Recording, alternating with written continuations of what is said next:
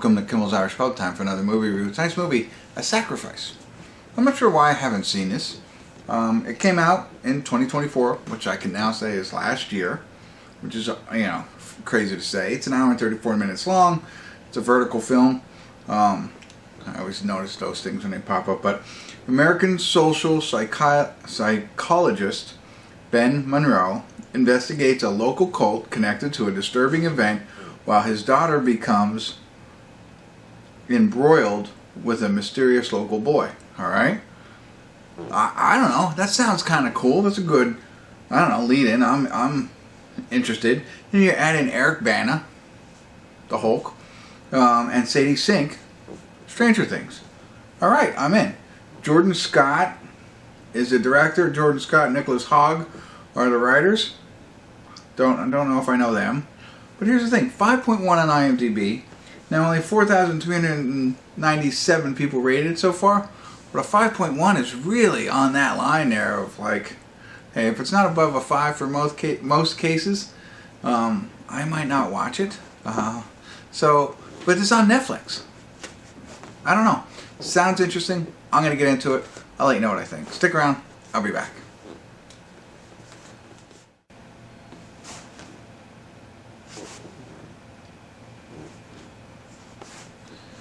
Hey everybody, we're at the credits of A Sacrifice, and I don't know, I'm surprised it's a 5.1. I don't think it was terrible. I don't think it's worthy of a 5.1. I don't think it's, I don't know, let's just talk through it. I'm trying to figure out, like, is it because it's a cult-based movie? But I don't think that normally falls into the religion or faith-based kind of categories that drives scores down. Just like it's either religion, faith, or politics, really hinder the scores on IMDb. This is truly cult-based, but Eric Bana is a psychologist, I think that's what they said. But he seems more like he's writing a book. He's more like an author. A very, smart guy.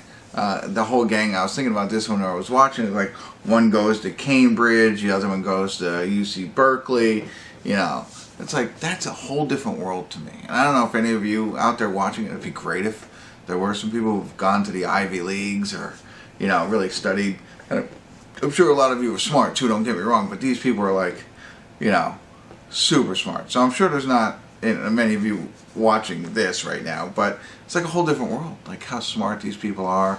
Like their conversations compared to what I'm saying right now is just like, like they're like when they're 18 and I'm talking like a 5-year-old, I feel like.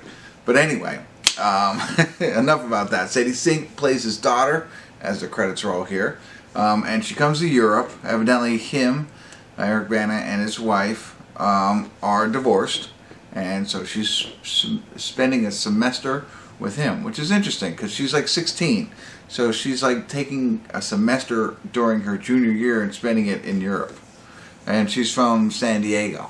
That's crazy to me. Like, I get it if you spend a semester abroad or something like that. That's something in college.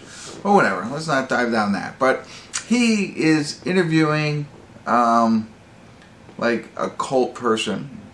That's how it starts. She doesn't want to come out of her room. He's written a book on loneliness before, but now he's diving into something else.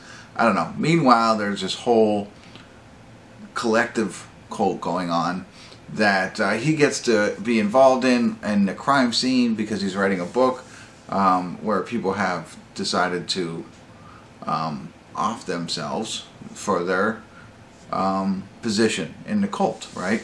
And you come to find out that this whole cult that we're watching about is really about the earth, about Mother Earth and togetherness, and that's really it. Like, I don't know much, but I was like, oh, that doesn't seem like a lot to like want to give up your life for. I mean, I get it, to be belonging and be a part of another community, and people who are involved in it sometimes have, don't have connections or lost a loved one, whatever it may be. But I don't know. Anyway, so he is like looking into all of this. He's tied in with some of the detectives who are involved in figuring this out, and then his daughter, Sadie Sink, comes to visit, starts kind of getting pulled into it, so you got that going on. That's going on without his knowledge. There's a little backstory there that makes us like, what?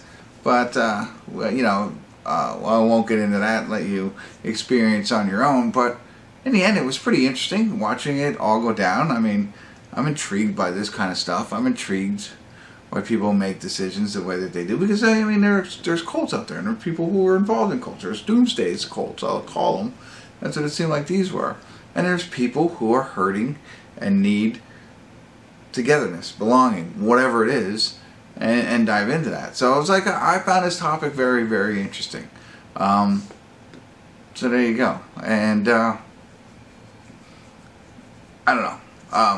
Let me jump into the spoiler side of things. So if you haven't seen it yet, check it out if you don't want to hear more about it. But there's a couple of things I want to talk about openly. So spoiler alert, spoiler alert, spoiler alert. Again, very interesting topic. I didn't find anything wrong with it, except for the fact, of course, like I said, like the daughter's coming over for a semester during her junior year. That makes sense to me. Anyway, the whole, you know, you get everything that's going on.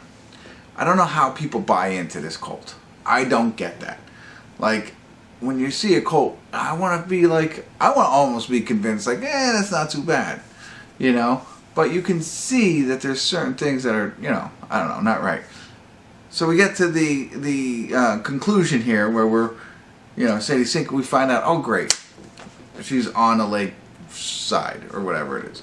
She's on the beach. Okay, we're all good. Everything's happy. Oh, she decides to go in. All right.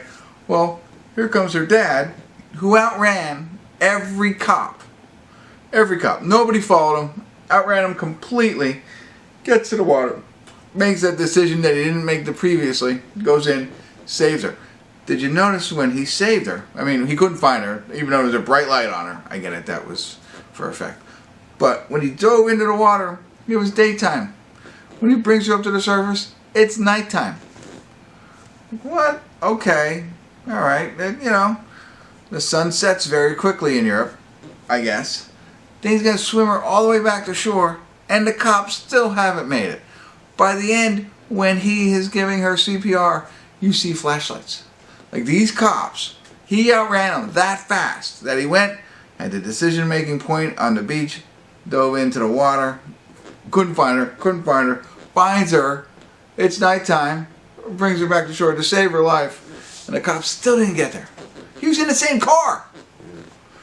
So, that kind of frustrated me. I mean, how could you not see that? As, you know, I'm not really good at anything.